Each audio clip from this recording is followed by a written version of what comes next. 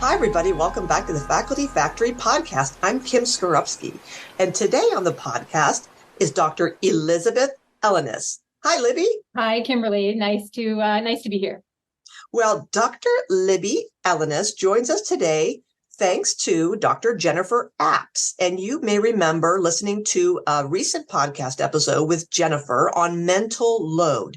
Jennifer is the assistant provost at the Medical College of Wisconsin. And just like everybody could do, she did a great job of sponsoring another guest. So if you want to be in the podcast, remember, this is an international podcast. Just recommend people. And that's why we're looking at Dr. Elizabeth Libby Ellinas. Dr. Ellinas is the Associate Dean for Women's Leadership, the founding director of AWSM, and a professor of anesthesiology. Again, welcome, Libby. We're so glad you're here. I can't wait to learn from you. Jennifer said you're the one we want to talk to, thought leader in women and women's leadership. And so can you start off by telling us what is AWSM and how did AWSM come to be? Thank you so much, Kim. AWSM is the Center for the Advancement of Women in Science and Medicine, AWSM, which we pronounce awesome. And so that center came about. It's kind of a long journey, right? So I started at the Medical College of Wisconsin at the turn of the century in 2000 and held several roles in anesthesiology. And somewhere in the mid-teens became the director of the Women's Faculty Council, now the Council for Women's Advocacy at the Medical College of Wisconsin. And through that work, started to do research in social sciences. So outside of anesthesiology, work with women leaders and especially motivation towards promotion and leadership. And then through that work, got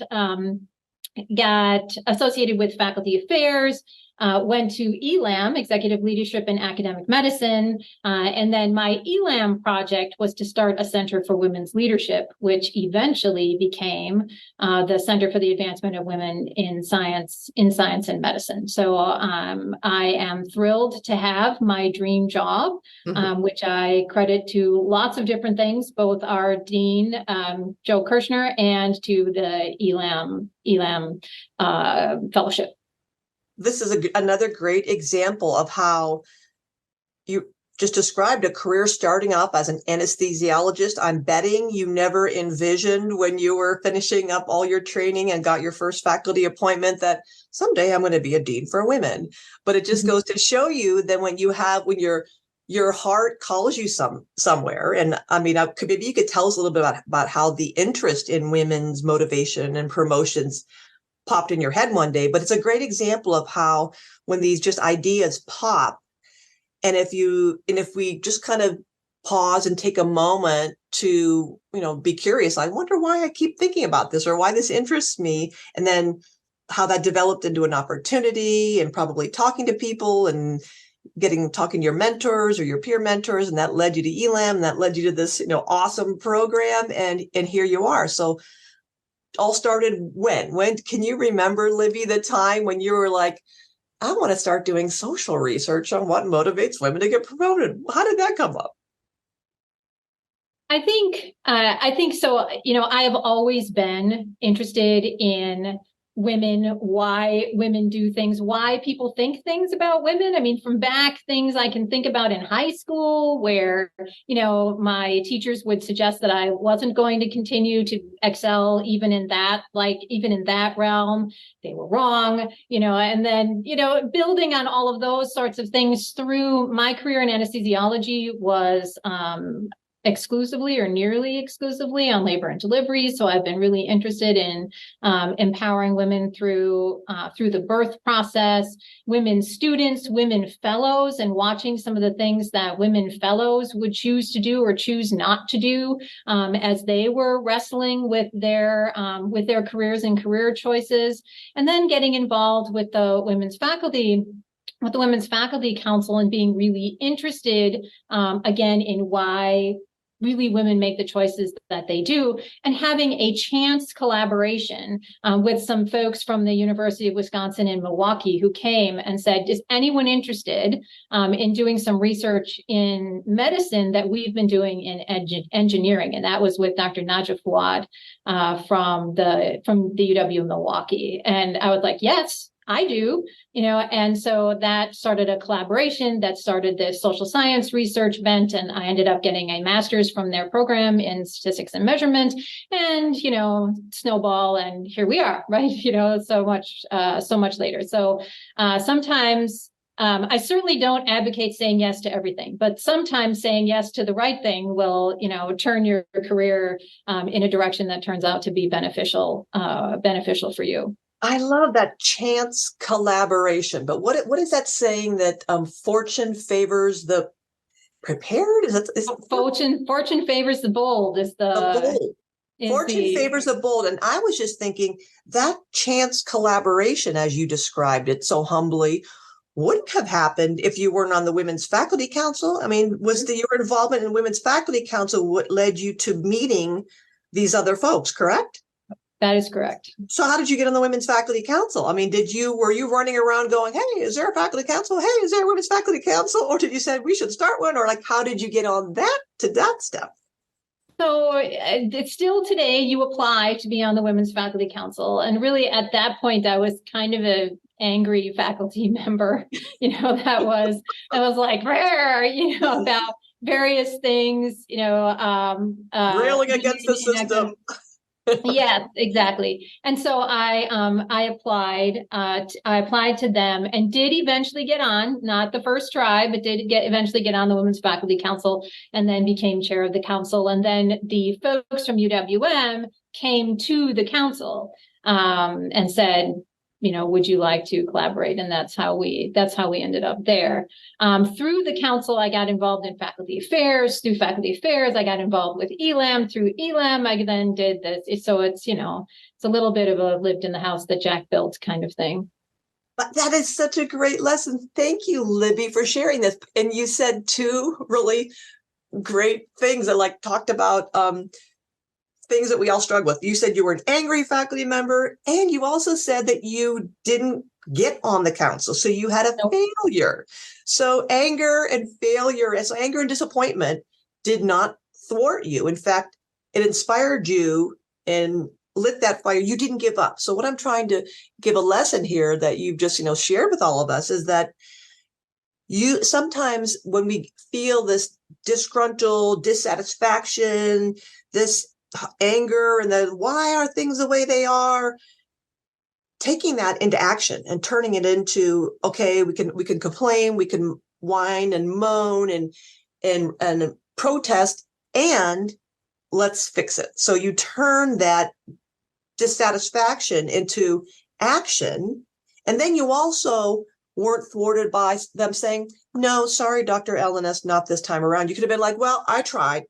Why bother? There's no point in trying to fix anything. I tried to be in the Women's Task Force Faculty Council, and they said no.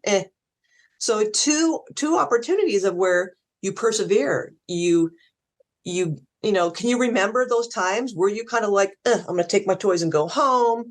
This is ridiculous. I'm going to go somewhere else. Nobody understands me. This is so backwards. I mean, those emotions that we all feel like all the time. Yes, so that's certainly true. So I have one tattoo. Yes, I'm going to make a connection, right? So I have one tattoo. It is a woodpecker, right? So the woodpecker is my very favorite animal. The reason the woodpecker is my favorite animal is because it has a capacity with the way its tongue wraps around its brain that it can bang its head into the tree and into the wall repeatedly without being damaged. So banging my head against the wall repeatedly is a thing that is in my nature, right? Bang, bang, bang, bang, bang, bang, bang, and just don't. Let somebody do what Dr. Ellinas wants, because she's not going to stop all that racket. That noise will hurt. She's not going to stop it. Somebody make her stop. Get her what she wants. I love that. Not giving up. Never give up. Never surrender. Yes. Bang head here. Bang head here. I love that. That's a great metaphor. I like that very much. A friend of mine got Tigger because the Tiggers are bouncy, bouncy, flouncy, flouncy, pouncy, fun, that always resilient, bouncing up, bounce up, bounce up, bounce up. Yeah. I love it. All right. So you go from this long-standing curious interest in women and why do people think the way they are. You decide to get on Women's Faculty Council, you hook up with these UWM, chance collaboration, getting more data, leads you to faculty affairs, leads you to ELAM. Now you're in AWSM. Tell us more about your project that you developed through ELAM, this, the Advancement of Women in Science and Medicine, and what does it do? The Center for the Advancement of Women in Science and Medicine, its goal is to help MCW become a destination for women. The goal is to cultivate an inclusive and vibrant culture that supports everybody, right, to grow and thrive to leadership in the health sciences, right?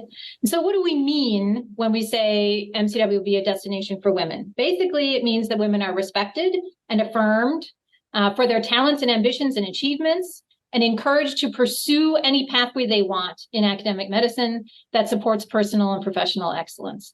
And so this is the goal, right, of AWSM as we put it together. Wow. Respected, affirmed, encouraged in any way that develops a personal and professional excellence. That is, talk about vibrant. I want to be in that place. That sounds really welcoming, supportive. We got you, like all hands on deck, everybody, be you, and we're going to be here for you. What is that? I want to know what that looks like operationally. And I would love it if you could weave in some stories about the different pathways and journeys that women in AWSM have chosen to idealize or realize their personal and professional excellence. Can you think of different like case studies or examples to plant some seeds in our listeners? I would say that this is the goal. I would not say, right, that we have achieved this perfectly, at MCW. So where we are, great aspirational goal. Right. So this is an aspirational goal, and this is where we're going. So with AWSM, we do this. We try to accomplish this goal in two ways. Right? So one of those is through our Women's Leadership Learning Collaborative. So we call that the WLLC. So that's one of the things that we do. And that may be kind of a place where we can go where we talk about some stories. The other way is to work on a culture that can build this kind of place, right? And that is with our I will, we will, MCW will goals. So perhaps we could start with the WLLC, because that'll get us towards some of those stories that you're talking about. So the Women's Leadership Learning Collaborative, to be honest, right? When AWSM started, so AWSM launched in 2018. And one of the first things that people ask me is, okay, well, what programs are you going to do? What will you do? Were you going to start a women's leadership program? What's your plan? What will you do? And I'm like, no, I don't want to start a women's leadership program. They don't work. And so because going back through this idea of fixing the women don't need fixing, right? So if you try to fix them, and that's the goal of your women's leadership program, everybody needs training. Training's great, right? Everybody needs that, and everyone needs support and to learn how to communicate better or learn about budgets or things like that. But fixing the women will not solve this problem. So for a very long time, I resisted doing a women's leadership program of any kind. But then I sort of realized two things. So like one, a lot of people see a women's leadership program as kind of a flagship for the institution, and they want that. And so it's something that is good, like public relations. So that's great. But I was only going to do it. AWSM was only going to do it if we could elevate it beyond fixing the women.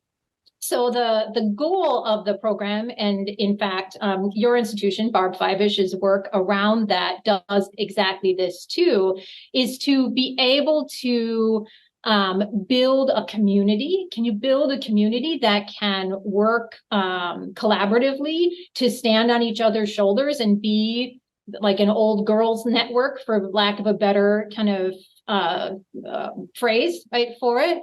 Can you build on that? And can you really highlight these folks within the institution so that their leaders see how great they are, and so that they then can move up within this? Because just giving people skills doesn't do much, It helps, but it doesn't do what we wanted to accomplish, which is not just mentorship and not just skill building, but sponsorship, and then sponsorship amongst ourselves and amongst the leadership.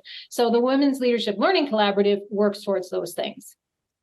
Libby, you're really making me think about when you just said, start off saying, the women's programs don't work, or programs for underrepresented medicine faculty don't work because if they don't work if they rely or build on the assumption that there's something wrong with all y'all. Once we get you fixed, then you'll be successful.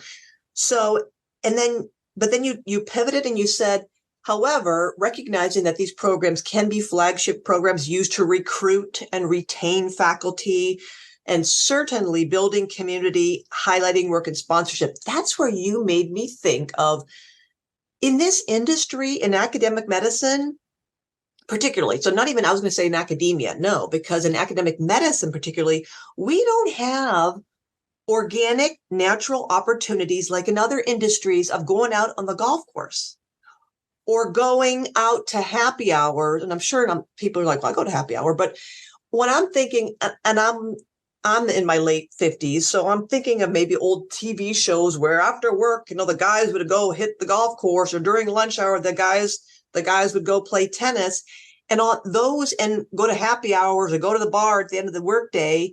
In certain industries or certain cultures, there are opportunities to network and sponsor and politic and see in the water cooler talk. We don't have any of that. We don't barely have water coolers anymore since COVID. We don't have coffee rooms. We don't even have at Hopkins. I don't think we barely have a physician's lounge anymore.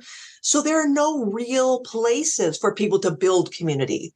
Hence, we have to create places and time and space for people to be on the virtual golf course, to be on the virtual tennis court, and that is in leadership programs. So I think, Libby, you've defined, this is the root of where so many, when we try to say, well, what are the outcomes of your leadership programs? Talk about the outcomes. What are you changing? We're all changing knowledge, attitude, skills, behaviors, conditions, status. Yeah, all these short-term, intermediate, long-term outcomes.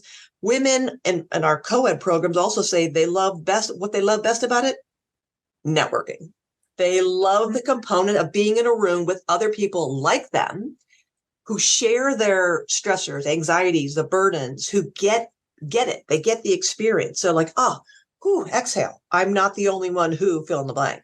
So as you've described this, Libby, I think you're spot on. This is academic medicine's version of forced socializing or team building. We don't do those things anymore. This is what gets that done. Yeah, that's true. And I think folks, especially after COVID, are very tired. Everybody has a measure of burnout, wants to get home, and so I think a lot of that socializing doesn't happen. And then on top of that, I think one of the differences, since we have more women in academic medicine, is there isn't that spouse often sitting at home, that allows for faculty, typically men, to go and do these things after work. So, even when, we find that if we offer those kinds of opportunities and after work thing, people don't come. They don't. They don't want that. So you have to have some structure. So we do a lot of things virtually. Our Women's Leadership Learning Collaborative, though, is in person. And we have to have a letter from their sponsor saying that they will give them the time, so that they can attend. Right. So that's been very important, for the collaboration piece that you're speaking of. So what happens at the LLC? So what is the regularity? What is the duration of a session? What kinds of content? And then those different, what stories do you hear from the participants?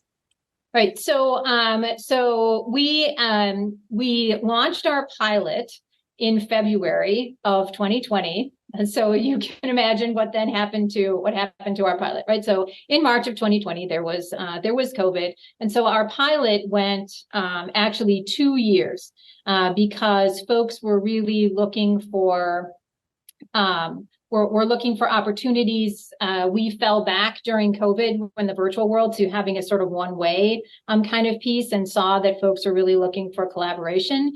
We could also see that we weren't achieving the goal of visibility within their department. So we are launching, actually our first full cohort started in January of this year. And so we're really looking forward to seeing how they're going to work. We are focused a lot on building work into people's why. And so why are you here? Why do you want to be here? Why do you want to lead? And how could leadership be different for you? That comes from two things. One is the social science work that we've been talking about why women might want to lead. And we found within that women sometimes want to lead to be able to fix things, right, that are wrong. So rather than wanting to have control over others, they want to solve a problem, or they want to help other folks. And sometimes then within those leadership positions, you're looking at the way I see this person, often a male, running this job is not what I want, not what I'm looking for. And so then I have, conversely, male chairs often, maybe not often, but sometimes, saying, I open the door, and then this woman that I think is really great does not want to walk through this door I've so generously opened for her. And so we're working to try to connect. Why is it that you want to lead? What is a project that you could potentially do that will both help your department and connect you to that why piece, right? So that it touches your soul, right? So that it really is important to you as you're going forward with your work. And then, so why then would you want to step into that position? So we do a lot of work around that. And then we also have a collaboration piece where we're very mindful about peer coaching. We have a wonderful peer coach, Claire Becker, who does small group coaching to try to help women in a small group setting. We have 20 in our cohort. She does groups of like 6 that can work through some sort of individual things as they're going along with motivation. And then we also have our women's projects that we have them do. We call them the WIP, the WLLC individual project, where folks are working to connect a project with their why. So, and as an example, we have faculty and staff that work within this. One of our staff members is connecting a LGBT plus awareness campaign to her department. Right? So she's bringing awareness of that to her work in radiology. So she is bringing she is bringing forward patients. What do patients need in radiology? How could the environment of radiology be better for folks who identify in that way? And she's really been excited, and her department's been very receptive, and it's really been going well for her so far. We also have APP faculty with us. So we have most of our advanced practice providers at MCW are staff. We have some that are faculty, and we have faculty that are working on projects around that. How can we support our advanced practice providers, especially the ones that are faculty? And so working with surveys and other focus groups around advanced practice providers to help them really feel successful, both as staff and faculty at MCW. So we're really excited about the projects. And what is even better is that the people that are doing the projects are really excited about the projects. I said at the beginning, like, if this project is busy work, we've failed. We want this project to really be meaningful to you and your work. We will hear more about them at our end of year celebration in October. So we're really looking forward to seeing what everyone has done. Oh, Dr. Ellinas, thank you so much for sharing this. As you were describing the building work into your why, I immediately thought of coaching, because in coaching, we talk about draining the bucket by asking a series of why to get down to your values and what motivates you. And then you went right into talking about Claire Becker leading small group coaching. So I think we're seeing more and more coaching embedded in programs. And so I love that you're doing that and helping explore, and faculty members explore in small group, intimate, small communities of engagement, the why. And that gets me to my question to you, Libby. I'm wondering, so, when you and I both talk to early career faculty, I shouldn't qualify early, maybe mid, any faculty members, when they have ideas, like you described early on in your career, you had this burning desire to understand why people think the way they think, or, I had this desire to do a podcast. And how do we know, or how do you guide faculty to know that my why is important enough, or is, I'm trying to say, like, don't make your urgent things, my emergency, that kind of, that trite saying, where how do you engage with faculty to help them understand, no, your why is important and it should be pursued. And yes, it does have a place in the institution. Or the flip side of that, maybe your why is misplaced, and don't take it personally. It's not maybe the right time or right place or right financial space for the institution to adopt it. I see you're nodding. So you're getting what I'm trying to get at, is that when we talk to so many faculty members, and as you describe the program, it's not saying, all right, we have these 10 projects the institution wants to do. I need some volunteers to do projects 1 through 10. That's a top down, is kind of like, all right, certain things we have to do as good citizens. Rather, the bottom up ideas, the ones that, as you say, like, make us want to get out of bed in the morning and keep us up late at night, because it's just this burning desire. It may be our burning desire, but maybe leaders are like, well, that's kind of weird. I mean, nobody wants to hear a podcast of faculty development people talk. Why would you want to do something like that? That's stupid. So, like, how do you reconcile with your young women leaders about the why, and making sure it's a good fit, or when to know, like, back off on your why, or no, full throttle ahead? What are your thoughts about that, Libby? I think you would advise, right? You'd advise each person differently. So it depends on what it is that they want. And I think that you can hold your why without doing your why, at least for a little while. Interesting. So let me pause you here for a minute. You can hold your why without doing your why. That, I think, is important. What you just said, that's genius. It may not be like, it's kind of like the not now. I'm not saying not ever, right? Just maybe not now, or maybe like in a grant application, Libby, right? It's like, your why is so pie in the sky. Why? Let's kind of like trim that down. I know you want to be a woodpecker, but maybe let's be a smaller woodpecker, and like get it narrowed down a little bit, and then you can really blow up your why later. Oh. Yeah. Right. Yeah. So, I don't know if you've talked to Kamara Ellefson. Oh, yeah. Right. Lots of times. We love Kamara. So Kamara will talk about the career lattice as opposed to the career path.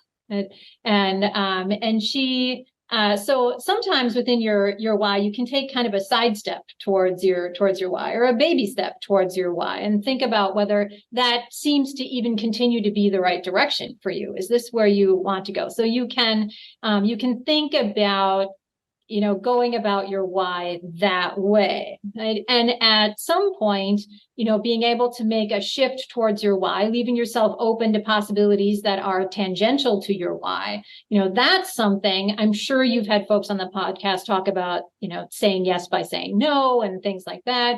If it's towards your why, that's something you definitely want to say yes to, right?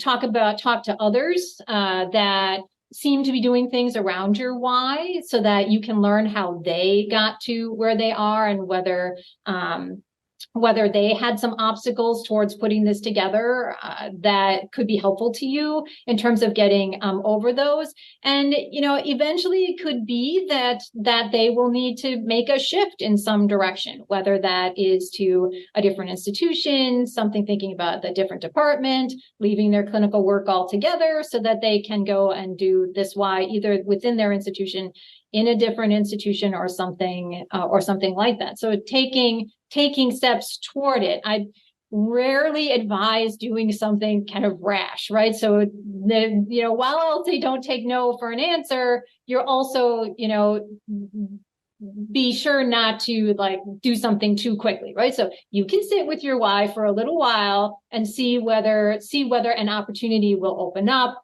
Take a couple breaths, see how that's going to go, and then go from there. I love that. That's really wise because, I think there are times that probably all of us wake up or go on a walk or you're doing something and all of a sudden this idea, you're like, yeah, pops into your head.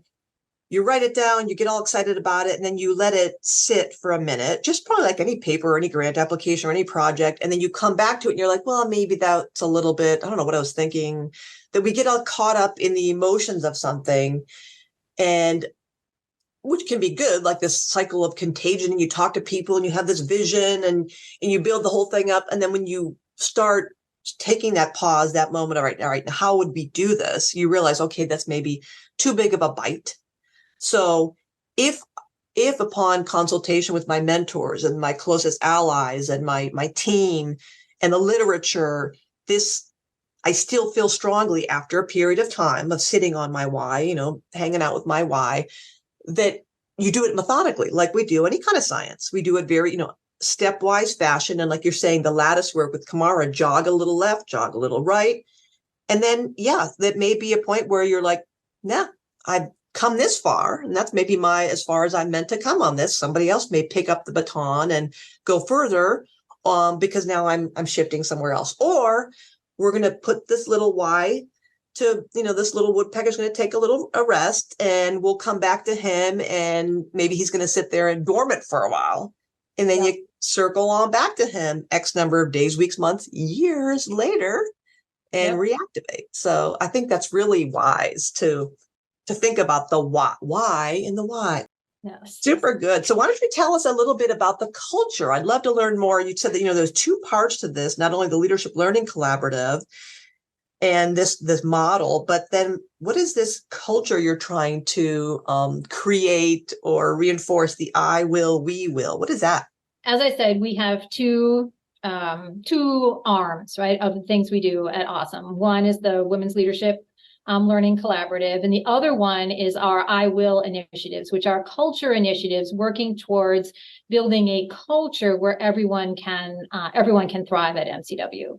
AWSM believes, right, that there are enculturated gender norms, right, that keep men, usually white men, in decision-making roles in academic medicine. And this limits the growth potential, especially in leadership opportunities for women, faculty, staff, and learners. And there are several components of that. One is an internalized bias that everyone comes to MCW with. Other things like the hierarchy of academic medicine, the kind of meritocracy of academic medicine and the way that it thinks, even including things like its 24/7 on culture and the way it thinks about that. And then things like gender harassment within this space, which is well documented in a lot of different things by, from articles by Reshma Jagzi through the AAMC's work on gender harassment. So you've got all these pieces kind of coming together, and the I Will initiatives work on those. And so because Yeah, I think it's really important to illuminate the problem. We've done a lot of illuminating the problem. Solutions are really difficult. And so we're trying to work on those through our I Will initiatives, which asks each person to make a pledge to work towards a better environment for everyone. So we have our I Will initiatives, our We Will initiatives, which work at the department level, and then our MCW Will initiatives, which work at our institutional level. So, and I can give you two examples from the I Will initiatives. And so one thing that I talked about that we think is still a problem in academic medicine is this internalized bias that we come with. So our I Will program for this year is on broadening gender norms and how we think about gender within academic medicine. So, and as examples of things, you can think about everything from things related to LGBT plus work. So how we present as people in academic medicine and what that means in clinical medicine. So thinking about that through, I know that Jennifer Apps talked about mental load and how does that differ by gender, right? It tends to fall, the mental load of a lot of things falls towards women. So we have a pledge around mental load. In between those two things, or in between some of those things, are things like non-promotable tasks. How do women get assigned different sorts of tasks in academic medicine? And so I can give you an example there is when I was a faculty member, we had 4 different people that were working on the schedules for anesthesiology. Working on a schedule never gets on your CV, not ever. It is a non-promotable task. It is a huge, emotional drain. I can remember trying to cover Christmas on labor and delivery, and it, all 4 people were women, that had taken this task. So enculturated gender norms are what we're working on, this year. It's our I Will 3.0 pledge.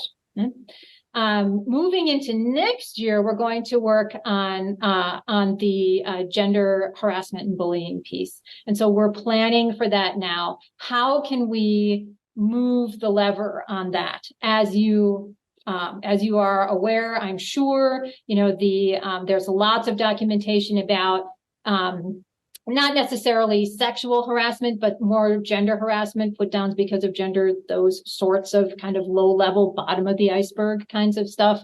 And we're going to take a run at that for I Will 4.0 coming next year to see what we can do to mitigate that at MCW. So we think about these cultural things and how can we work towards those to make a better environment for everyone. So when you say pledges, are they literally pledges? So at the I Will personal level, you encourage faculty members to make a pledge that says, I will do something? Yep. Oh, and the same thing, the department level, we will do something. And then the university, we are a university that. MCW will. Yep. And so, for example, MCW will, maybe not the topic for the MCW will pledge right now is salary transparency. So we are not a public institution, we're a private institution. So public institutions have to publish their salaries, right? At least in part. And so with a private institution, we are working on ways to make our salaries themselves more transparent. MCW has done a lot of work on making salary equitable. Making salary transparent, however, is not something that we do terribly well. And so we're working on that as part of our MCW will pledge for a couple of years now running. It's been a process trying to work with that. Wow. And how you measure success? Is it something like the United Way thermometer where there's some kind of dashboard where if you're meeting targets and goals? Is there some celebration where there's a unifying, not only the pledges, but then a celebration of we did it? And this is how we're going to make sure we monitor and keep doing it. Like what is the vibe there in terms of that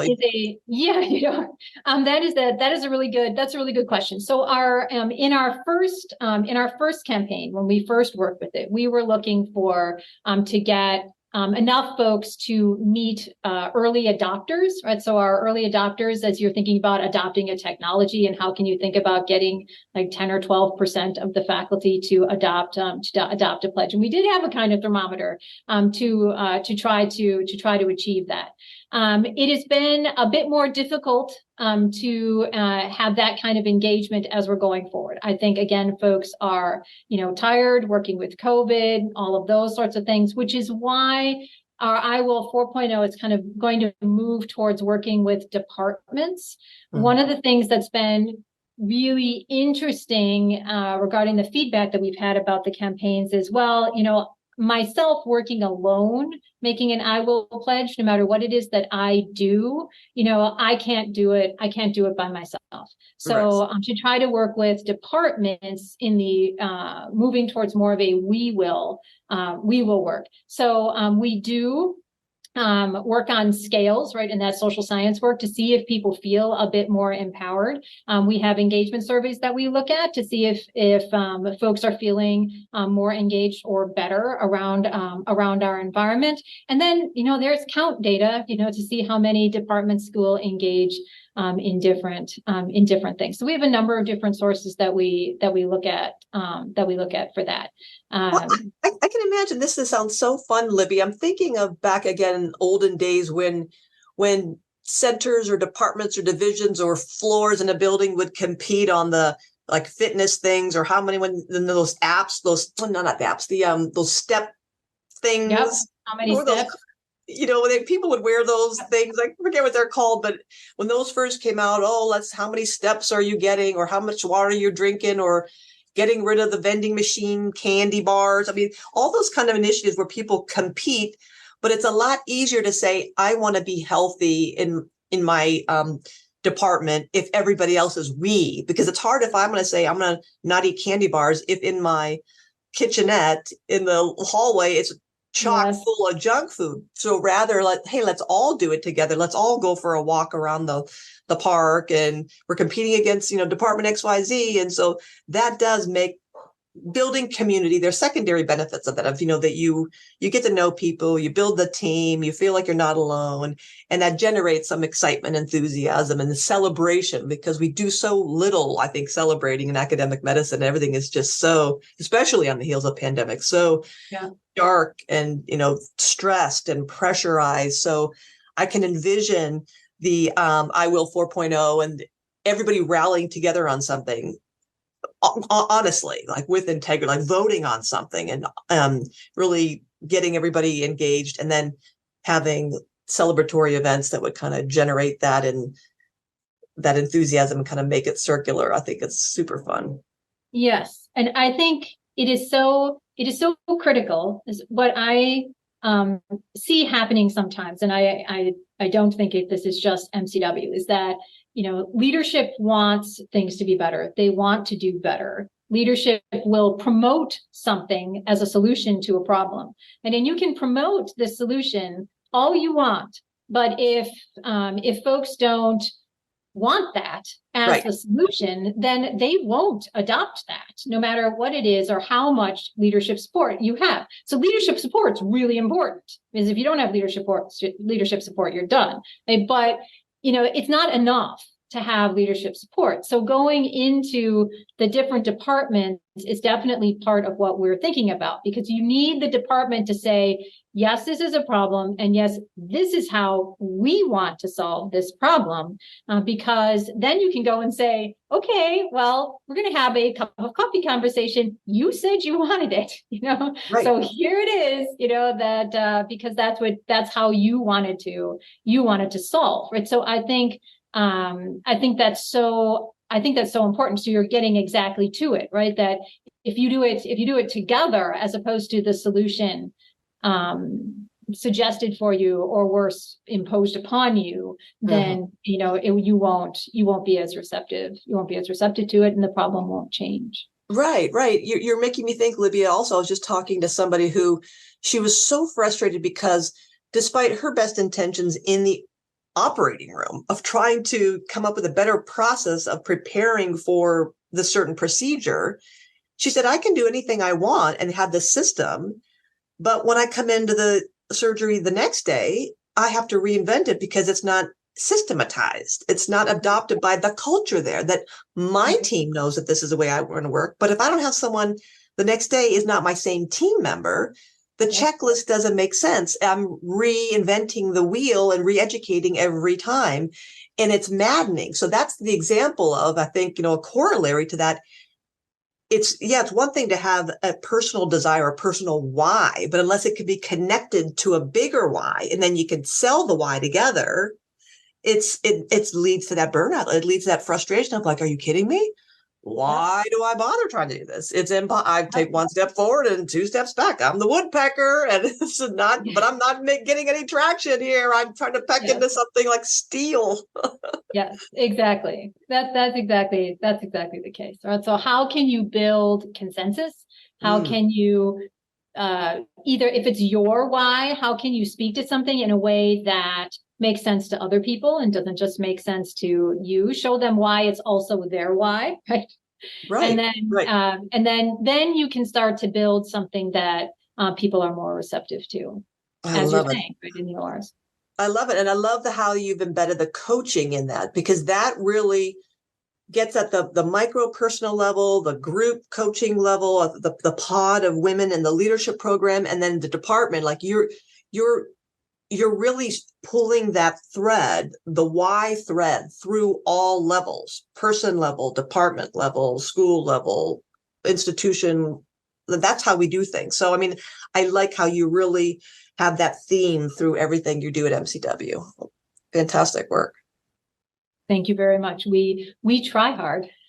Yes, you do. You do. And you knock it out of the park. Every time I talk to someone from Wisconsin, this is the way to go. I got to get back up there. When I lived in Chicago, I would go up there for the squeaky cheese. Is that still a thing? Squeaky cheese? I mean, everybody talked about squeak. Cheese curds. Yeah, cheese curds do squeak a little. Yeah, it's true. Yeah, Wisconsin has cheese that talks to you. I mean, it's so amazing. I love it. Well, Dr. Elizabeth Libby Ellinas, you are delightful. I'm so happy to have met you and to learn all about how you have just been able to grow your idea from so long ago and turn this passion into an actual, reality, that you're changing culture. And thank you for everything you're doing. And mostly thank you for telling and sharing all that wisdom with us here on the Faculty Factory podcast. I'll leave the departing words to you, Libby. Thank you so very much for the opportunity. We're always happy to share our work here and to learn from others. And so we appreciate your podcast because it helps us do exactly that. So thank you for having me today. All right, folks, if you want to be in the podcast, please let us know. Drop a line and send us other people like Libby Ellinas. Wasn't she great? See you next time on the podcast. Hello, everybody. It's your podcast producer, Casey Callanan. I just want to let you know that as of October 1st, 2023, this podcast has had nearly 80,000 total downloads and YouTube views from listeners in 84 different countries. On the facultyfactory.org website, we've drawn nearly 40,000 web visits from users in 122 different countries. This is truly an international platform, and we'd love to invite you to be a guest on our show. Our host, Dr. Kimberly Skorupski, makes the experience very engaging, relaxing, and quite frankly, she makes it fun. As producer, I'll make the edits if you need it, so there's really no pressure on you, and we can make edits to your interview on the back end if you'd like us to. We just want to hear from different faculty around the world so we can all learn from each other. Please reach out if you'd like to be a guest or to nominate someone in our academic medicine community that you think would be a great guest for us to hear from. You can visit the Contact Us page on facultyfactory.org, or you can contact Dr. Skorupski directly at kskorupski@jhmi.edu. Thanks for tuning in to Faculty Factory Podcast. The mission of the Faculty Factory is to build and support a community of leaders in faculty development who share tools, resources, wisdom, and encouragement in service to our faculty members, schools, and institutions. We encourage you to go to facultyfactory.org to find out more. Get in touch with me, ask me any questions. Maybe you want to be interviewed on the podcast. Thanks for tuning in to Faculty Factory Podcast. We'll see you next time.